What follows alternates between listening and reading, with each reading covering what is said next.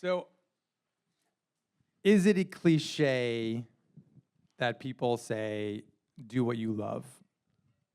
What do you love, and what do you love when you were growing up, and how that turned, if at all, into your first venture as an entrepreneur? I love that question because I talk about this a lot. In fact, I talk about it with my kids a lot, and it comes up a lot. Not everyone has the luxury of doing what they love and what they're passionate about, and I recognize that, and that's not necessarily a fit for everybody. I was very fortunate to have my first big career be about what I loved. For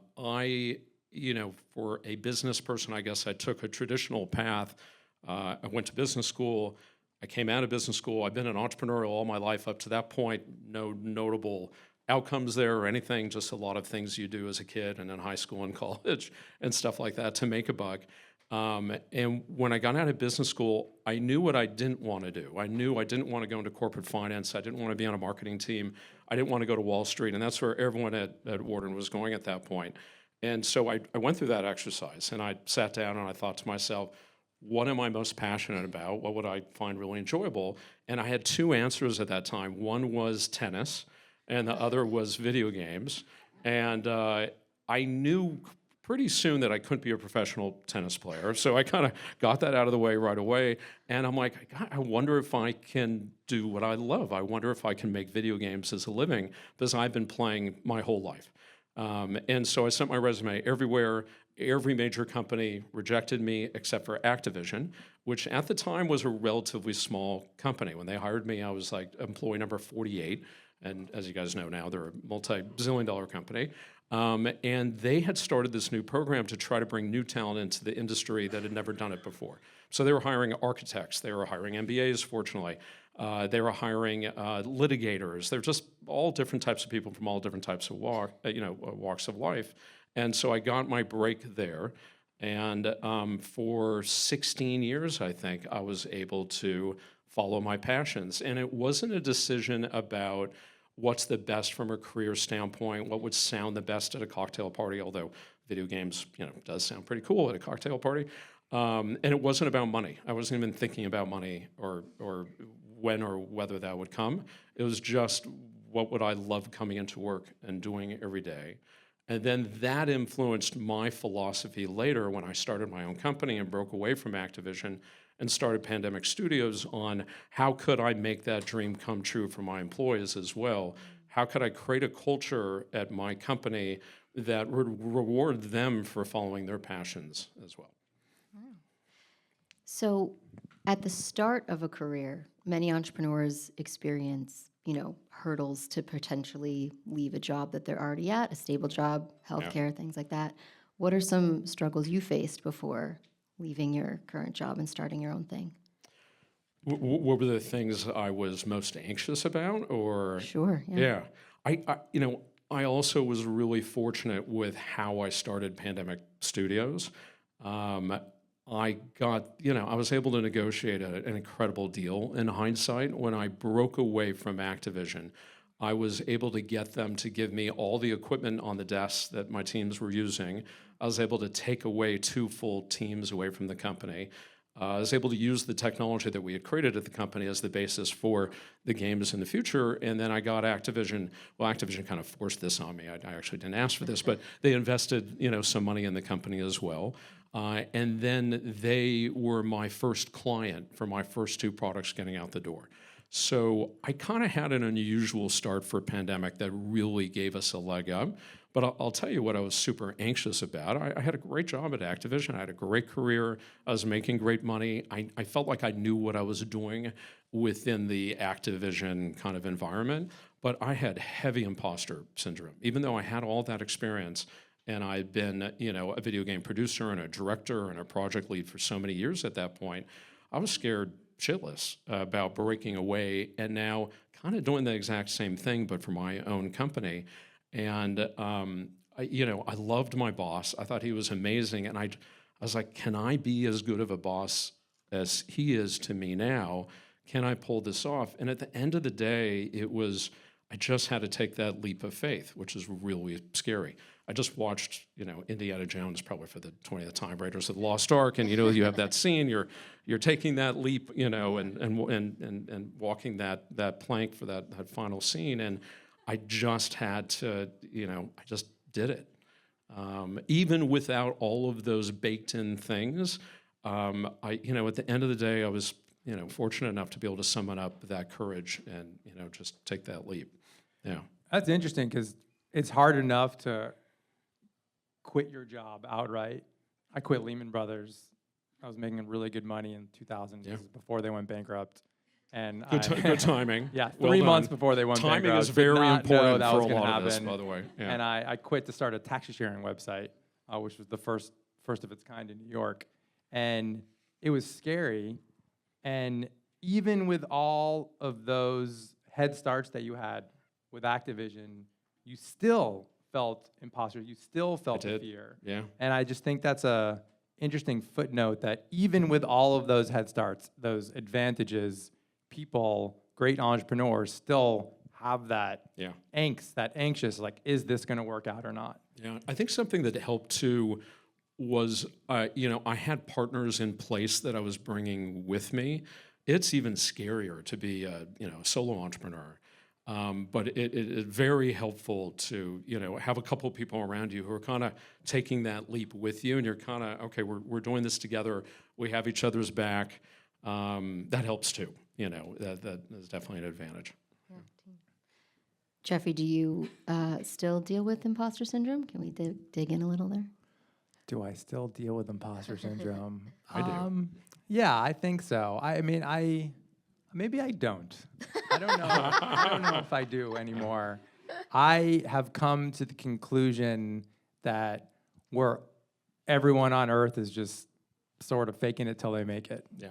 Like, no matter who they are or how big a CEO or big an investor, they're also in a room with somebody that makes them nervous. Yeah. Whether you're running a country or running a giant conglomerate, there's someone out there that makes them feel small. I think that's something I've learned to accept too, which has really helped me. So another recent leap of faith that I took was starting my own VC. So I did Pandemic Studios and video games, Sugarfina, total pivot from video games, and then started a VC. Total imposter syndrome. I mean, what the hell do I know about doing that? And I've come to accept I don't know it all. I'm not going to be the best at this in the world. There's always going to be other people out there who are better than me. To your point, there's going to be people who, maybe I do outperform. Maybe I'm somewhere in the middle. There's people over here, and learning to accept that has given me a little bit of a peace of mind. Hey, I'm doing really well. I feel really good about the value I'm creating. But I always have more to learn. There's always going to be people out there that have something to teach me.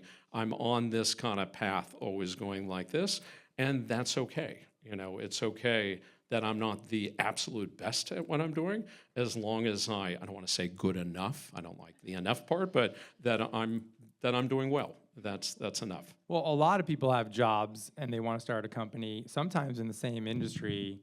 How did you pull that off with getting Activision to actually be a partner and not ask you to do a non-compete and try to take you down, which is what everyone's fear is when they're at a company and they're thinking about starting something new in that sector? It's really interesting. At the time, I had graduated, again, from producer and then to director, and then I was a project lead. So I was running a couple other projects at the company. And one day, one of my most talented directors approached us and said, hey, I think I can make games cheaper, better, and faster outside of Activision's corporate environment versus inside. And at that point, we had a few other teams from our competitors approach us about saying, hey, will you publish our games? We're going to break away from these companies. And fortunately, Activision, we had the foresight to go, why would we want our best talent going and working for our competitors? Let's create this opportunity for them to stay within the Activision family and continue working for us, but outside the company. Let's give this a try. Might as well give it a try within our orbit versus our competitor's orbit. And I was tasked with negotiating his exit in that deal. And he co-opted me. At our first start, we sat down, we had lunch together, and I was talking to him about how we might structure this, and he said, what are you doing, Josh? Why don't you come join me? I'm like, dude, I'm negotiating with you right now. I'm representing Activision. He said, come join me. 2 teams is better than 1, 2 leaders is better than 1. He said, I'm really good at these aspects, you're really good in those aspects, let's combine forces.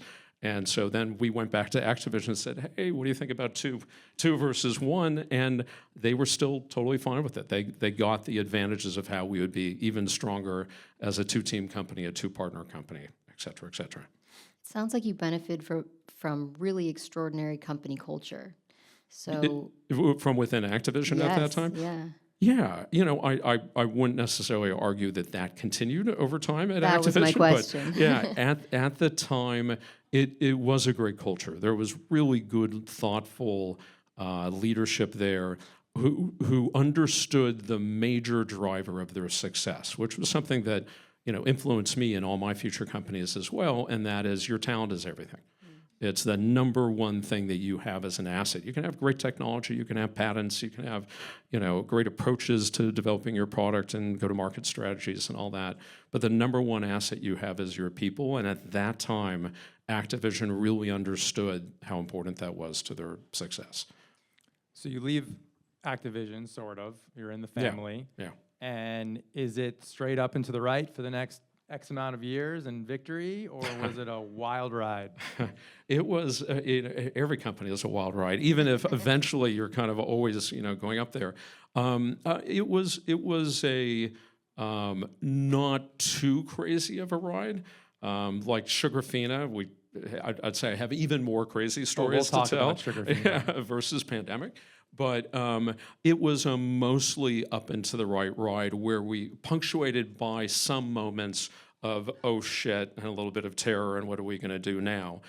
So for example, our partnership with Activision lasted 2 games, and they decided, we don't want to be in the real-time strategy market anymore, which happened to be our specialty at that time.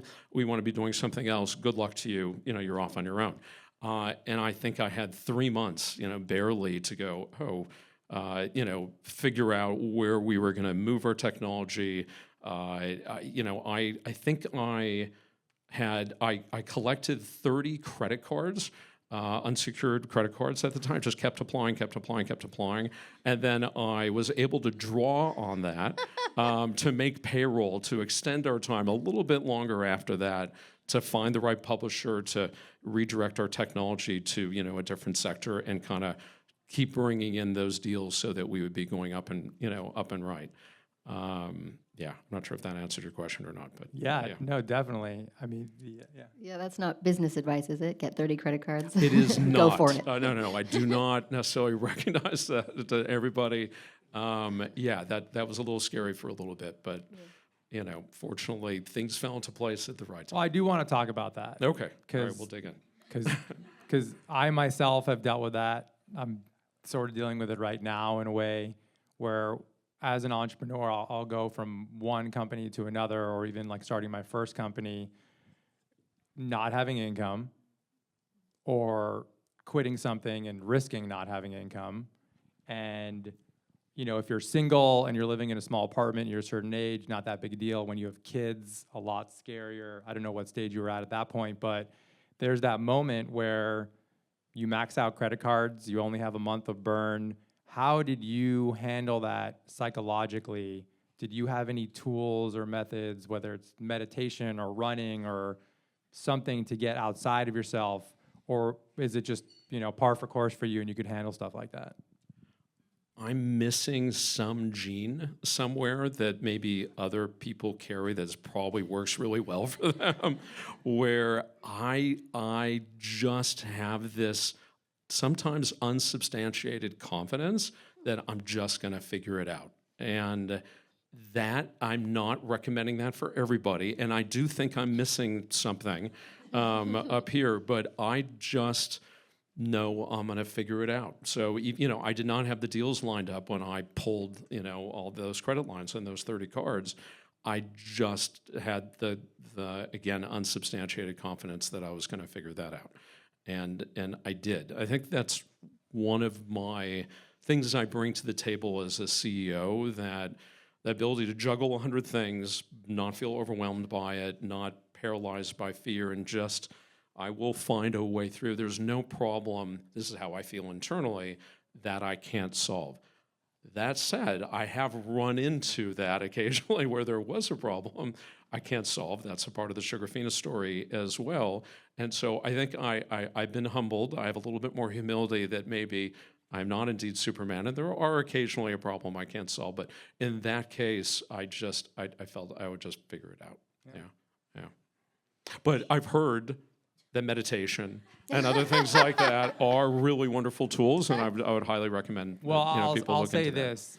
I've probably interviewed between the book and the podcast maybe over 30 entrepreneurs that have had minimum $500 million, $1 billion exit or IPO, and that is probably one of the largest common themes, is that people who execute at that level just believe in themselves enough where they know in their heart it's going to work out, so you just keep going. I mean, that's where I always land. Yeah. In my transition right now. I'm sort of transitioning from being CEO entrepreneur. Now I'm doing this like book thing, podcast, content. It's a totally different world, and it's scary because it's definitely not a lucrative world. I have kids, but I just have to trust. Just have to trust. And I also look at the data, and the data shows that in my career I do figure it out. If I look at all of the times that I was up against the wall, running out of money, like I raised that round. We figured out how to go viral. It was just, there was all those moments. Data shows that 100% of the time, one way or another, it is going to work out. Yeah, but it's dangerous, man. I mean, like, scary, I'll take things to the edge. Let's talk about that edge. Well, like, I'll give you a It's time. Sugarfina example. Yeah. Let's talk. What is Sugarfina? Tell the audience. Sure. What that vert. After pandemic, I met the love of my life, who happens to be in this audience, but I won't call her out. Hey. On our third date, we went and saw Willy Wonka and the Chocolate Factory, and we kind of walked out of that movie experience going, wait, why did kids get to have all the fun? And there's so much interesting, innovative candy in Willy Wonka and the Chocolate Factory. Where's the same experience for adults? And at that time, I was trying to, super romance her, and so we were traveling around the world and doing all these exotic things together, and we discovered that there's this amazing candy, these generational candy makers, spread all around the world, doing just incredible flavors and textures and interesting candies, and none of it was making it to the U.S. And so ultimately we figured out, hey, there's an opportunity here to create this gourmet candy experience. Candy used to be artisan and gourmet 100 years ago, and it was such an amazing, fun experience. You'd walk into a candy shop, and it was a beautiful experience. And now, you walk into a candy shop pre-Sugarfina, and it was a commodity. You would weigh candy by the pound and shovel it with a plastic shovel and put it in a bag and pay a few bucks for it, and it was crap. And so we saw an opportunity to create this bespoke candy experience where we would create things like Dom Perignon champagne-infused gummy bears, which were awesome for adults, and for kids too. You're like, oh, this is so fancy, and so that I can tell the full Sugarfina experience later. But we created this this candy brand that took off. That was a lot of fun. So, yeah. Go on. Yeah. Tell Go on. us about the experience. Okay, well, so we created this in our basement, effectively, and we didn't know anything. We didn't know what we were doing. So again, we were just like, all right, let's spin up a candy brand. Unfortunately, my partner had a great background in terms of kind of product development and packaging and design and PR and all that kind of stuff, and marketing, first and foremost. And then I knew how to do all the boring stuff, all the legal and the finance and operations and all that kind of stuff. So we made a really good partnership. We did all that exploration. We identified these candies. We convinced these artisan makers who didn't know how to bring their candies to the U.S. to trust us with their product. Under the Sugarfina brand name, we developed the product and the packaging, and we put it online. And at first, like any experience, anyone who's done a CPG product before, it's, you know, your family's going online. You're like, oh, mom purchased some candy today, or, you know, that's my neighbor or my friend. And at some point, it started taking on a life of its own where we're like, wait, I don't know, who's this person, you know, coming onto our site and buying it. And pretty early on, we discovered there was something really organic about the product that led to organic growth. People were buying our product and using it as gifts to give other people, and they were basically acquiring our customers for us. And for the first 5 years, we barely spent $1 on marketing. It was like 95% organic growth of people buying our product and gifting it and then doing that and over again. And that business just took off. We got some great earned media, some PR. Facebook launched some weird gifting program marketplace thing that we participated in. We were their candy partner, and that took off. We opened up our first store in Beverly Hills. That was doing over $1 million in business a year, and they were like, okay, this is feeling kind of fun and easy. And so we started opening up stores across the country, started showing up on, you know, grocery shelves, hotels. Everyone was gifting us, and we just started, you know, opening up all these points of distribution. So 5 years in, we had, you know, tens of millions of dollars of revenue. We had thousands of distribution points across the country. We couldn't, the growth was just crazy. We were 2Xing and 3Xing every single year. How are you finding all this candy? Well, a lot of fun travel, which we were still doing. But really early on, we started developing our own candy. So we started partnering with these artisan makers around the world to develop our own kind of flavor combinations. And, you know, that's where the Dom Perignon champagne won, or the rosé won. So we became known for kind of, you know, liquor-infused, you know, fun candies and gummies and cordials and chocolates like that. And then also early on, we started doing all these collaborations with all these really cool brands. But it was kind of in-house R&D is how we kind of developed. Super cool. Yeah. So many entrepreneurs can have a good start. It sounds like you got 5 years in. Then what happened? Well, so that's not a fun story to tell, but an important one to tell. It's important, I think, to share where things go wrong, just as actually I would say the learnings I've had where things have gone wrong are way more important for being a successful entrepreneur versus where things went well. So ultimately, the answer is our success overwhelmed us. We were growing so fast, we really never had the time or the ability to build that solid foundation that would support that future growth. We were growing so fast that by the time someone had been hired in a really critical role and they were there for around 6 months, they were already maybe not the right fit for where the company was going next. And so we struggled to put the right talent in the right place for some of those critical roles. The biggest struggle we had was with our margins. And this was at a time when it was like, oh, just grow, worry about your margins later. You can always raise money and stuff like that. And unfortunately, this is on me. We fell victim to that. Not on me where I was ignoring this problem. I was acutely aware that we didn't have the right margins to get us to cash flow, you know, positivity at the right time. And I was way too dependent on always raising the right amount of money at the right time. And I knew the musical chairs, you know, the music would stop at some point.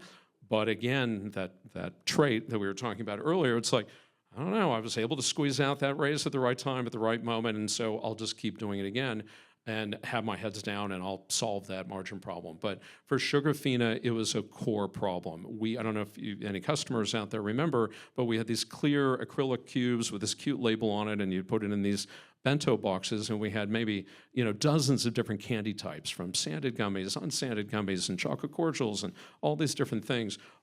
The most complex operational challenges you can imagine.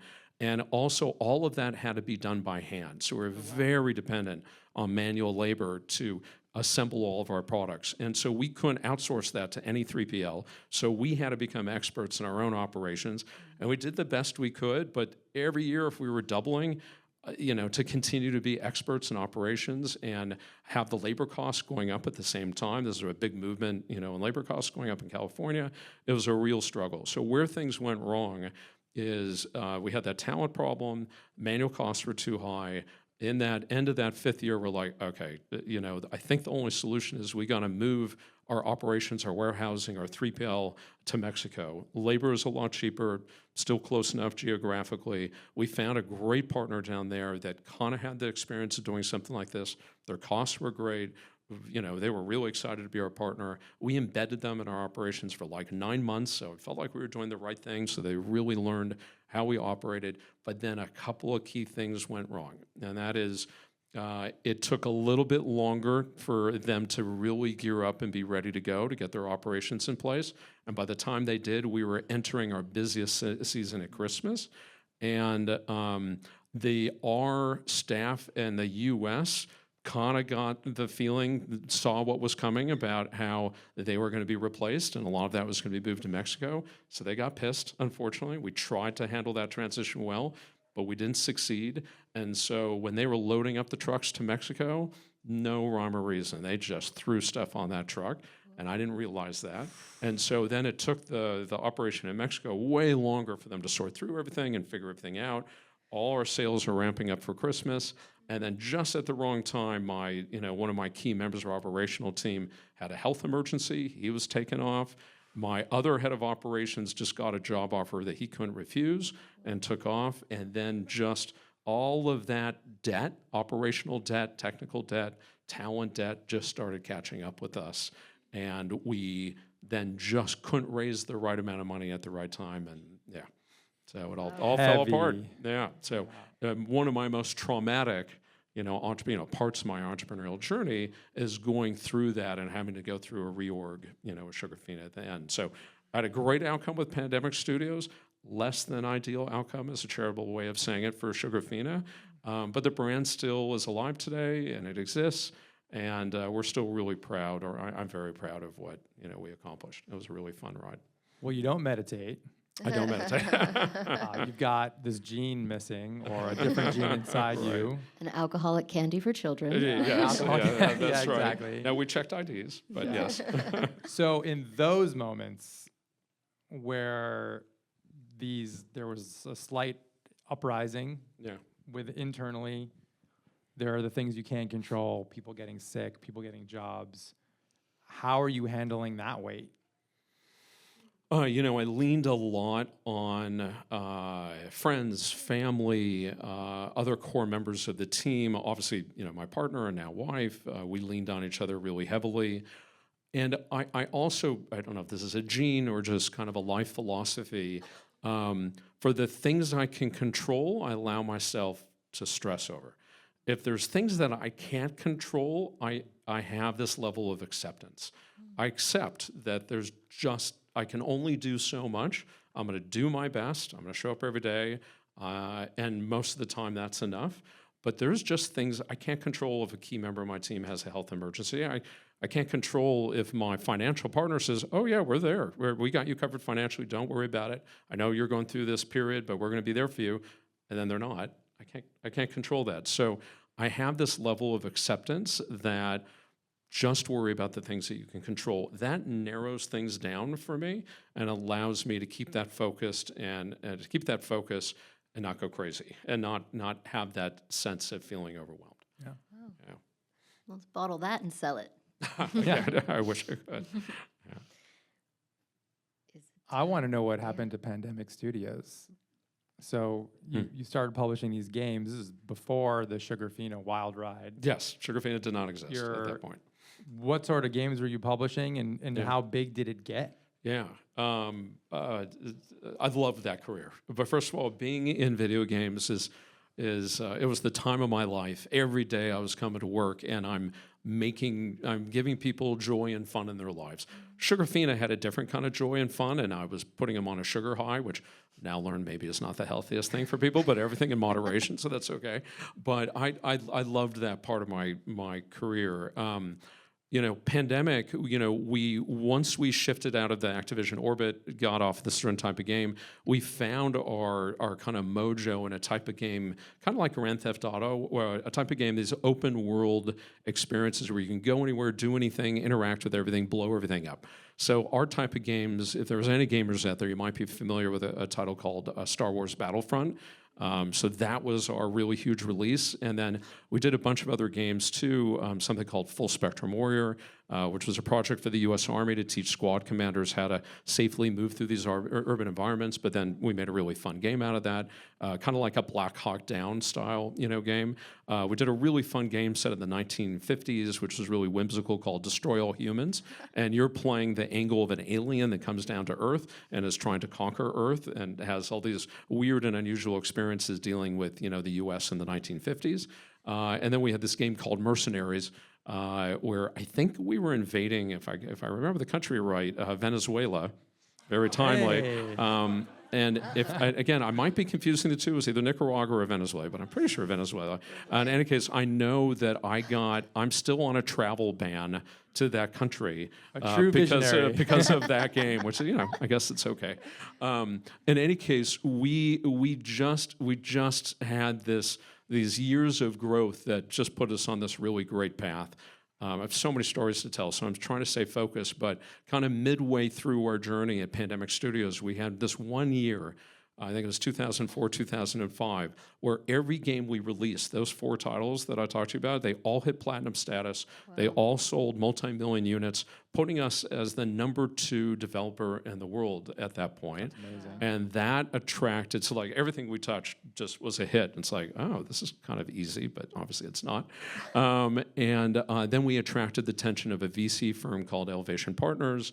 They came in and bought half of our company and bought another developer in Canada called BioWare, and they were doing some really great games. And the really fun part of that is Bono from U2 was one of the partners at Elevation Partners, and I became buds with Bono, which was so fun. And so he would show up at the studio and want a tour and meet the talent. We'd have lunch together. He would invite me backstage to his concerts so I could show up to any of his concerts around the world. I had dinner with him once, and he sang happy birthday to one of our team members at dinner. And it just became kind of normal. And I'm like, this is weird. This is not normal, but it's awesome at the same time. So any case, and then ultimately we followed up all those games with sequels that were hits, and Electronic Arts came in and bought us for a stupid amount of money. So What is a stupid amount of money? Stupid amount of money was $860 million. Wow. So we were one of the biggest awesome. Round of applause for that games. kind of idea. Thank you. Yeah. We were one of the biggest sales at that time. Yeah, so that was go ahead. I was just going to say, you had the privilege of doing what you love. Are you still doing what you love now? Yes and no. That was a particular peak period of time in terms of doing what I loved. So I'd say making video games was absolutely a love of mine because, I was a video game player myself. At Sugarfina, a little bit less about the product. I mean, I loved the product, and I thought, we reinvented the candy industry, and that was a lot of fun. For me, the love there was working with the love of my life. Being her partner at that company and growing it together was a really special experience that I couldn't say about my partners at Pandemic Studios. I love them, but I love them in a very different way. And then what I'm doing right now as a VC is a very different love, and we can get into that, but I run a VC called Open Sky Ventures, and we invest in consumer brands and the technology that they use to thrive online. And that's a different type of love. I feel like I'm able to now give back to the entrepreneurial community with my experience, and also, writing checks and backing them. And so that's a different, type of thing that I love about what I'm doing now. But I'd say a lower level than working with my partner or making video games. Yeah. So with Pandemic, and this is related to being a VC, with Pandemic, your shareholders had a pretty solid return, yes. I'm assuming? Yeah, they did. How much did you raise at Sugarfina? At Sugarfina, we ended up raising around $60 million. So $40 million from a VC. That was at the very end. That was like our Series B, I think. And then we raised $21 million just from angels. So we had multiple rounds of kind of pre-seed. We self-funded at first, and then we had a seed round, multiple bridge rounds, which is, a thing today. And then we had a Series A, and that was all with angels. And what was that outcome in the end for those investors? Not a great outcome for those investors in the end, unfortunately. So, especially as a founder who fundraised for 3 different companies, Yeah. I've had one exit. One company should sell next year. Mm-hmm. One company did not exit, and it was the first time I've actually closed Yeah. it down. It was a VR company, and Yeah. AI sort of killed enterprise VR. No one ever talked about VR again. And it was one of the scariest moments of my career to the idea, not actually doing it, the idea that I was going to have to tell my investors that this was not going to work out. It's the absolute worst feeling. There's a but though. You should only raise money from people who can afford to lose that money. At the end of the day, they're betting on you, and they're betting on the product, and they're betting on your execution and the market and a whole bunch of things. But it's a bet. It's a bet. And as an angel myself, as a VC myself, I bet on entrepreneurs that it's very important to me that they take that role very seriously as being stewards of my capital. But at the end of the day, I know just shit happens. Markets change, technologies change, things happen. I know my entrepreneurs in my portfolio companies are living and dying by their companies, and they're doing their bet. But when I get that call that things don't work out, I go, okay, I know you did your best, and thanks for telling me. It was a great ride. I understand what worked and what didn't. And maybe even part of it was their fault. Part of Sugarfina failing was on me. But also there was just a lot out of my control. And I will sometimes, or a lot of times, bet on those entrepreneurs again because I know that they have learned if I know they have really learned some valuable lessons from that, I will absolutely bet on them again because they've been through that trough and emerged. And now they're going to do something else. If I feel like they've learned those lessons, that's okay. I had one angel who didn't understand that concept well and was pissed at me, but everyone else, they were all grown-ups. They're like, yeah, we get it, and let us know when you're starting up your next thing. Yeah, that was the lesson I learned. Yeah, that was the lesson. Yeah. It was the fear of reaching out to people was the worst. But when I actually did it, everybody was like, "Great job! Yeah, you tried your best. Yeah, what are you doing next?" Yeah, exactly. Or people didn't reply. Yeah, because by the way, keep in mind, a little bit of both. Those angels and investors will also maybe on your next venture make a 40x return. That's what it's about. Is they know most of their bets are going to fail, but enough of them succeed that overall it's worth it to them to invest. Yeah. So we shift a little into FounderLine. So the idea of FounderLine. Anyone ever hear of Loveline back in the day? Dr. Drew, Adam Carolla, people talk about their love problems. Well, we have Which founder you're welcome problems. to do if you really need the space. I don't know if I can give that kind of advice, but we'll see. We'll ask your partner. So Alix is going to go through some of the submissions, and we're just going to get a little deep on them and talk about our own stories around those as well.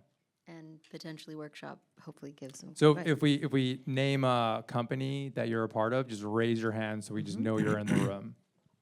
Okay. So, and their name or not their name? Do we decide? First name. First name, Ben. So, Epitome Music. When you're creating a niche product, what metrics can you use to determine if it can scale? I feel like this is a very good question. Yeah, I'll focus on a couple of things here that I look for as an investor in myself, but I know also as questions coming from the sense of a founder, like, should I make a bet on this product? And, how do I know when that crosses over? I'd say for me, the most important metric I'm looking for is that kind of organic versus paid. So anyone can take a product, pour a lot of money into marketing, and whether it's niche or not, they can kind of get to a certain place in acquiring customers and generating top-line revenue and stuff like that. The real tell for me on any product, but especially a niche product, is how enthusiastic are your customers? Are your customers, do they turn into evangelists? Are they telling their friends about it? Are they posting it? Are they following you online? Are they, how disappointed and devastated would they be if your product disappeared? Yeah. And if you have that kind of energy, even behind a niche product, I think that's a really telling sign that maybe this product can break out and do more and go beyond that. Because if you can harness the power of your customers to get beyond that's a really, really powerful force. One of the most important indicators I'd look into, whether niche or not. That's one. And two is it might be a niche product today, but are there opportunities for that product to kind of expand and kind of bleed into other things? And I'll give you an example. Fly by Jing, that chili crisp, sauce. Love it. It's fantastic. If she had pitched that product to me initially, I probably would have passed. It just felt very kind of narrow, use case.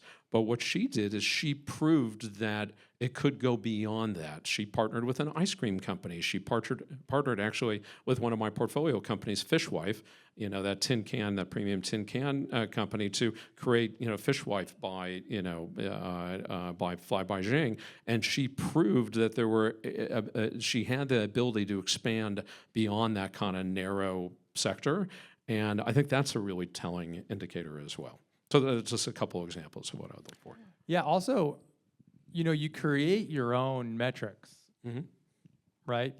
When you're starting a new product, a new service, you're the one in control of your data. So when I launched a video caller ID app. So I thought it was crazy that when you called people, this is like 2015, I couldn't control the other person's lock screen. So right now you have photos on the iPhone. So you're controlling what you look like, feel like, what your name is on someone else's phone. This was on Android 2015. I want to push a video. I want to push a photo. I don't want to do music videos. We had Bollywood videos. We had sort of everything. And when we were doing the fundraising, looking at the data ourselves, we went viral in India. So we were getting a lot of downloads. And there was a lot of churn. So to that end, the data didn't look good because people would download it and they would churn. They would download it and churn. Some people were uninstalling. But when we looked at the data, it's like, well, what if somebody gets 3 phone calls? What about those people? Did those people stay?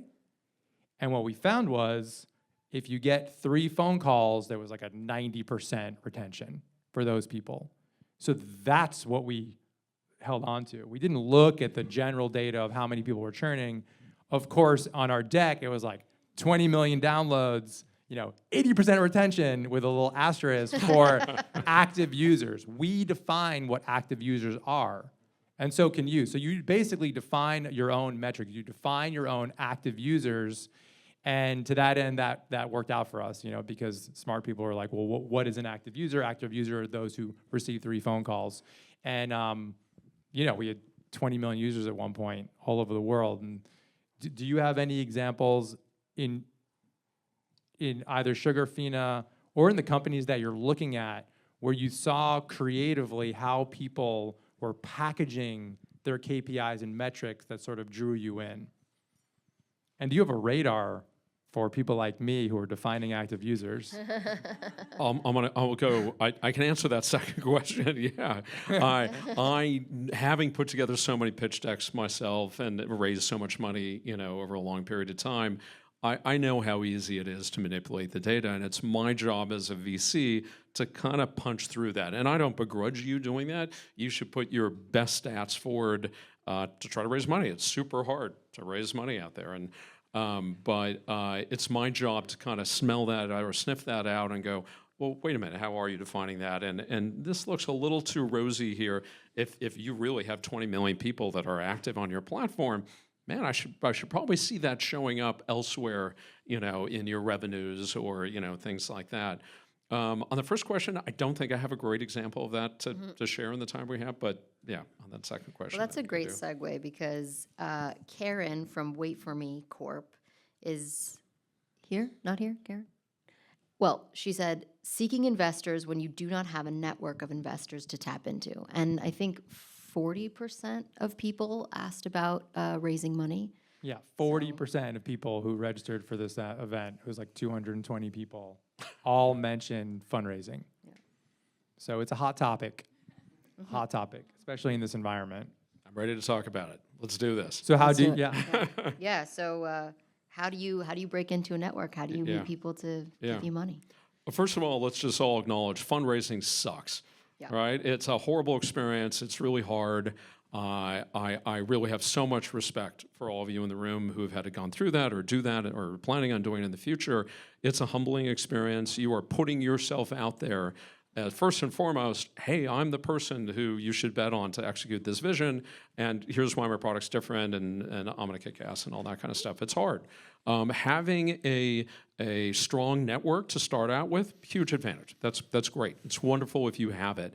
But I don't think if you don't have that, there's still so many other creative ways that you can go out there and raise money. So I'll just start throwing them out. Some creative, maybe some not as creative. But going to events like this, one of them. And you're in LA. You're in one of the biggest capital raising markets in the country. Lucky us that we're here and that you are raising money here. There's a lot of wealth. There's a lot of capital that's trying to find a home right now. And there are so many events like this that are cocktail parties or breakfasts or coffees or whatever that is that are bringing people together, bringing money together with the people seeking that money. You'll seek them out. You'll find them. Tons of angel groups that are organized around all different things, like we only invest in female investors or minority, owned companies or whatever it is. But there's geo groups like the Pasadena Angel Group or South Bay Angel Group. There's tons of those groups out there. VCs like me, we do not, maybe 20% of the intros I get to companies are warm. The other 80% are cold, and I'm okay with that. If you put together a compelling deck on why you're the person to see this through and why your product's so differentiated and you're going to win in this sector and the sector is big enough and all those kind of things, I'll happily take a look at the deck and take a call with you. And this city is rife with lots of other VCs like me who are looking for that next gem to invest in. You just have to get in front of us with something compelling. That's a whole nother talk of what should be in a compelling deck, or what makes a compelling deck, what doesn't make a compelling deck, but you can do that. There's another thing that I think people don't think about enough. Probably most of you went to a university or a school that have strong alumni networks. Tap into them. I'm surprised how many people that are out there fundraising who aren't doing that. I would say probably almost in every university in this country now, there is a VC that has spun up that is just focusing on supporting alumni from that particular university, and they're going to take a much harder look at what you're doing, maybe versus other VCs. So talk to your school about that, and research that. There's also, Reg CF, companies out there like Start Engine. So there's kind of these new creative ways to kind of go out there. Another thing that you can do is create your network. Never been a better time in history for you. If you're a good storyteller and you have something compelling to talk about, get out onto LinkedIn, get onto all these other platforms out there and start telling your story. People want to hear your story, how you're creating things, how you're thinking about things, and all of a sudden that becomes a network that you can leverage to start raising money. Another interesting angle, because a lot of people have raised money from this angle, is platforms like Intro. It's a little self-serving. I'm an investor in Intro, INTRO, and I'm on that platform right now. And you can, reserve time with me in 15-minute increments, and hundreds of other VCs or executives at other companies or buyers at Target and things like that, and you can rent time with them, and you can then tap into their networks. I take it really seriously when people pay a few $100s and go, hey, Josh, I want 15 minutes of your time. Take a look at my deck. Would you be willing to make intros? And I'm like, if it's a compelling idea, I'll do it. Just you don't think I'm making money off of entrepreneurs like you for that platform. I donate 100% of the proceeds to treat people. But it's another opportunity for me to give back to the community and help them out. So there's a lot of creative ways out there for you to raise money. AI is a way a lot of founders are crafting emails, trying to automate outreach. When it comes to personalization versus that smell test of like, all right, ChatGPT wrote this, and it's it's very generic versus something about you, about your fund. How important is it when you're getting this outreach? Do you care if it feels customized or not, or is it really just about the deck and if it's a good idea or not? Ultimately, great idea, great deck wins every day. But yeah, it makes a little bit of a difference. If you took that extra step to really personalize the email to me, hey, I listened to your podcast, or I heard you speak, or I noticed that Open Sky really focuses on this, or hey, hey, I noticed, Pomona was in the championship, so blah, blah, blah, and, blah, whatever. Which Pomona never is. It's a teeny school, and their athletic programs suck. But if there's anything like that, that I will notice that, and I might prioritize that email more than the other dozen, sitting in my inbox. Yeah. So that helps. I think what I'm hearing you say is everything all the time. That's how you fundraise. I just did a fundraise. It's all consuming. Yeah, I emailed the 400 investors I've met in the last 7 years about the deal, and then you're trying to get intros from those intros. You're on LinkedIn. You're That's friending right. people. You're going to events. You're Yes. telling every single person you run into, yeah, I'm raising money for this thing, and you just don't know where that one intro is going to come from that is your first check.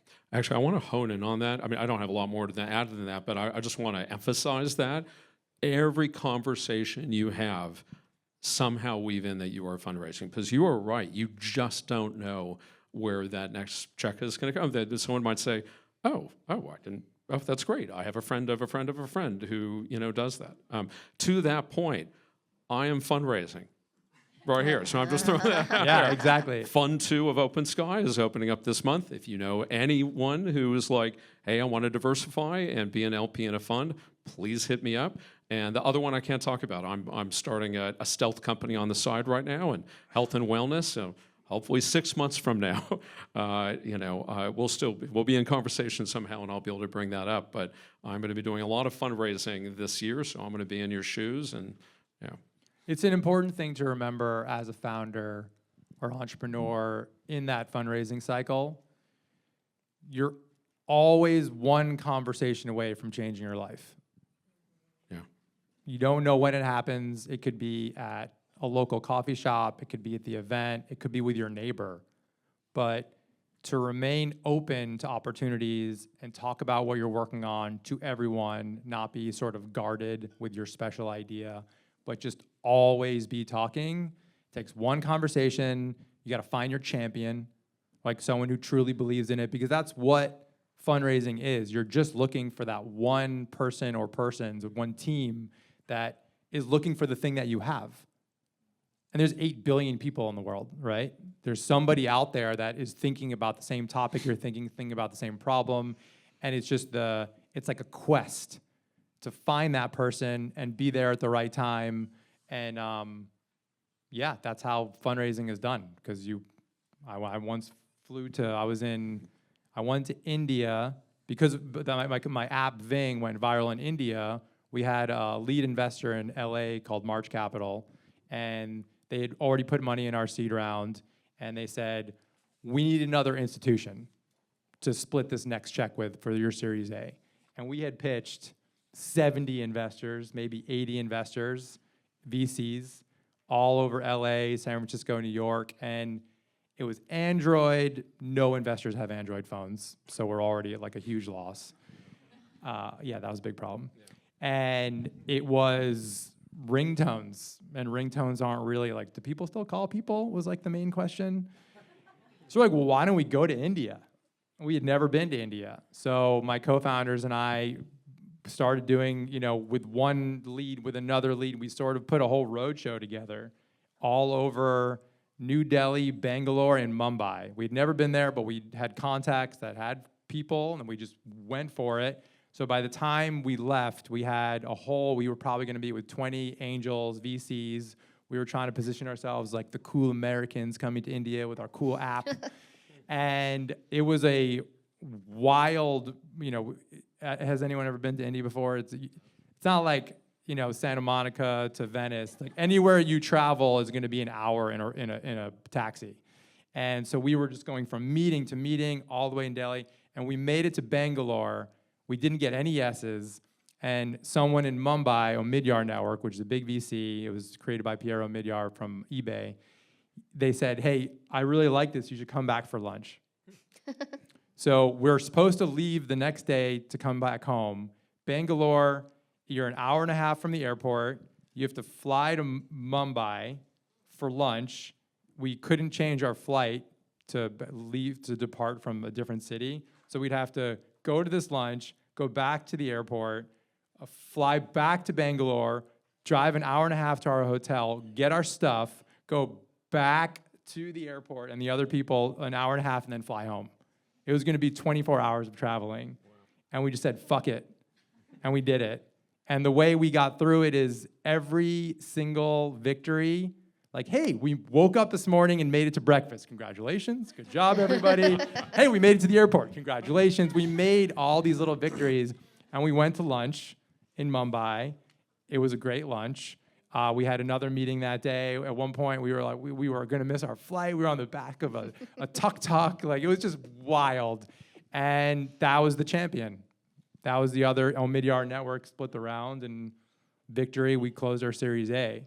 But it was a matter of just saying yes to everything and showing up and believing that it was going to happen. Yeah. So Alix from Spice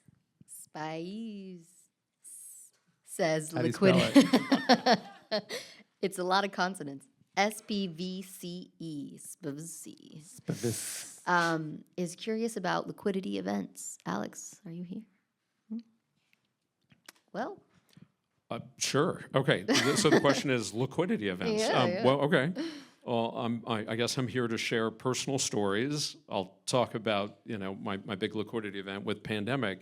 Obviously, first and foremost, you're thinking, okay, shareholder value. How do I return the biggest return for all these people that bet on me so early on? And that absolutely has to be a big consideration. But for me, and for you, when you're thinking about having that liquidity event, be really thoughtful about what they're buying and why, and what is important to you as a part of that process. So thinking about Pandemic Studios, I knew one thing that they were buying was our incredible technology and our design philosophy and how we approached making these games that sold so many millions of units, which is great. But I knew, again, getting back to human capital, which I talked about earlier, at the end of the day, what they're also buying is that talent. And that talent was very important to me in getting me to that point. And it's going to be really important in making sure that what they buy continues, has a long life afterwards and is successful afterwards. So for me, I developed what was a non-negotiable coming into that, negotiation, which is our talent has to be really taken care of, and we have to be really thoughtful about how we go on this journey with them through this acquisition process. So what did that mean to me? That meant being as transparent as possible with my talent as I was going through that process, and what would the post-acquisition process look like for them. Now, when saying that, you can't be ever 100% transparent. You can't be meeting with your teams every day going, hey, here's where we're at in the negotiations and stuff like that. But they're also not idiots. They see what's going on. They know something's happening. And you never want your talent to be living in a state of uncertainty and concern. So we're like, hey, you guys have seen a lot of meetings going on. This is happening. This is what we're focused on. This is what we hope the outcomes are going to be. This is what we care about in relation to you guys. And we were as transparent as we could be through that process. And one of my non-negotiables with EA was that the pandemic culture would continue beyond that. EA had a habit, and unfortunately continued that habit post-acquisition, of kind of swallowing up, companies and disregarding their cultures. But as best as I can, I made that a real focus that we would continue to act and behave and feel like a small studio after we got acquired. Because having that kind of continuity and certainty was important. As I mentioned, my number one asset would leave the building every night. And it was my job to make sure that they wanted to come back that next day and be a part of our experience. And so I made sure that EA understood how important that was as part of that negotiation. And thirdly, it was really important to me that our talent got rewarded for getting us to that point and would want to stay beyond that point as well. So I think we took 15% of our personal equity and gave it to our talent so that they would also be, stoked and excited by this transition, and they would benefit by it and also have life-changing events. That's awesome. How much fear or uncertainty did you have around your employees being knowledgeable of the process? Because a lot of founders may start talking to another company or may start thinking about exit, and they want to hide it from their employees because if their employees get wind that they're going to get acquired, are they going to be excited about it? Are they going to leave because of the uncertainty? Are their jobs going to get cut after? Right. I know I'm dealing with that with one of my companies. Yeah. I personally, I took the stance that one, it's the right thing to do. It's their futures too, to kind of read them into what's going on. Again, you can't do it 100%, but as much as you can. And two, they're going to find out. They're going to know. There's no way I think you can truly successfully hide such a big event like that happening. And there's a lot of risk in doing so because once they do find out, it's going to be a very sudden thing for them. Personally, I'd rather prepare them for that mentally and emotionally, that's going to be happening, and get them excited about that, while acknowledging to them, hey guys, I can't tell you 100% what's going on. We have to maintain a certain level of confidentiality. I hope you understand that. But I found that my employees really appreciated the transparency. That increased their trust that I was doing the right thing by them, and that they wouldn't be, they wouldn't be surprised, and it wouldn't be this kind of sudden event. It's a messy process. It's really hard to pull off what I'm talking about, and I probably didn't get it 100% right through that process, but philosophically, that's how I always like approaching it. Do you think there's a correlation between, we talked about finding your champion with fundraising, and typically when I've met an investor that gets it, they get it, and it happens pretty quickly, versus a long process that drags over a lot of time. Do you find the same thing for liquidity events, where when you meet a buyer, it's pretty immediate versus something that feels like you're pushing?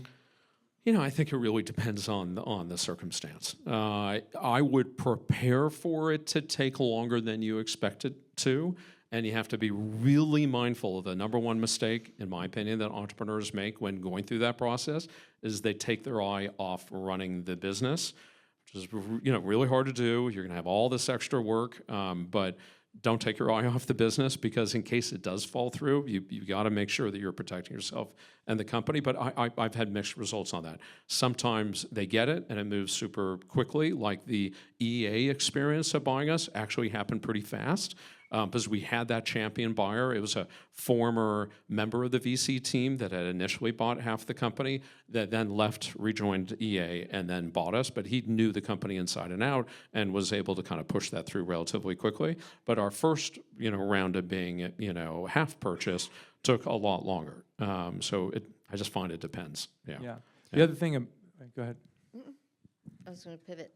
So Okay, one last thing on liquidity events, because it was sort of a general topic, but where a lot of us are in the stands, like it's like a big game of entrepreneurs, and entrepreneurs are in the stands watching this, and we read headlines, and it feels like the big liquidity event is the ultimate goal, and it's sometimes feels unattainable and sometimes feels attainable, and we're sort of wooed by the headlines of this company got acquired, this company got acquired. And I guess why I bring this up to just remind ourselves is you don't know how that liquidity event actually played out. So you might read a headline that somebody was bought for $80 million, but what is not in the headline is that they had $60 million worth of debt. They raised too much money. Right. The founder had like 3% of the company by the end of it, and they got their equity in stock to the new company. Or there's an earnout or a payout for new benchmark. So a lot of exits look really great on paper, and it just creates sometimes a false reality of something that we need to attain as well, but we don't actually know what the details are. So that's just sort of a general note. Really good point. Yes, it's not always what you read in the headlines. You're absolutely right. Yeah. Okay. Next question is from Erez from Valison. How do we ensure healthy dynamics among co-founders? And I think this also, builds on this culture. Yeah, topic. No. That's a good one. Look, and I know you've heard this before. It's a marriage. You have to treat it like a marriage. And all of the tools and skills and other things that you might, use or employ in having a healthy marriage, you kind of have to treat your work partners in the same way. So, how do you construct a healthy marriage? Well, you have to have really good communication skills. You have to communicate often. You have to communicate, with respect and be thoughtful about it, but communicate often. Roles and expectations. You have to set kind of clear roles and expectations, both in a marriage, what you both are kind of contributing to that partnership, but, definitely in a work environment. You want to have partners that, have certain skills that maybe you don't have that complement yours and you have some overlap, but really being clear about who does what and when and what's expected of them is really important. But then on a side note to that, understand that a long partnership, those roles and expectations might need to change over time. So it's one thing to be in a relationship for a few years, but if you're in a relationship for 20 years, things will change, people will evolve. And so looking for those signs, watching out for it, when you see that, talking about it, it's okay that your roles and expectations will change over time as their needs change and they evolve. So I think that's a really important thing. I think don't forget to celebrate your partner's wins, one, and don't forget to take time out to learn from your partner's mistakes. I think that's a very important dynamic in a successful, partnership with founders as well. And then, just like you have couples therapy and marriage counseling, I genuinely believe in having coaching. And you don't have to do it from day one, but at some point, set up a structure where both of you are getting some coaching advice on a regular basis, because that will help continue to build your toolkit for how you work together and kind of deal with things and stuff like that. And then lastly, recognize that sometimes you need a divorce. And when you get to that point, and you hope you don't, but when you get to that point, the earlier you can recognize that maybe this isn't working out anymore, the better. Because believe me, if you take the philosophy of, it's better for the kids if we stay in this marriage for another 10 years and this is what we should do, it's not. It's toxic for the kids and it's toxic for your employees as well. To see mom and dad fighting all the time or not getting along or being incapable in making decisions, that's bad for the company, that's bad for your employees, and it will take your company down faster than anything if you have this slow-moving breakup. Don't allow it to be slow-moving. If you need a break up fast. Yeah, I'll just add offsites. Nope, yeah. Just getting away from the everyday, try and do it every quarter or every 6 months, whether it be just the managers or maybe once a year your whole team. But getting out of the day-to-day and just really zooming out and having real conversations. Which in the marriage equivalent is, go to Paris once in a while. Yeah. Get out of LA, have that fun vacation. Yeah. Ayers, is there anything specific you want to bring to the table? Or you're good? No, thanks. No, okay. All right. Answered. Well, that's our version of QA. So we're gonna not do audience QA. The idea behind FounderLine is to get really in depth with an amazing entrepreneur and then try and dive a little deeper into audience questions. So we do this every month. Thank you so much, Josh. Thank you. Thanks for having me. Yeah, I thought that was really awesome. Thank you.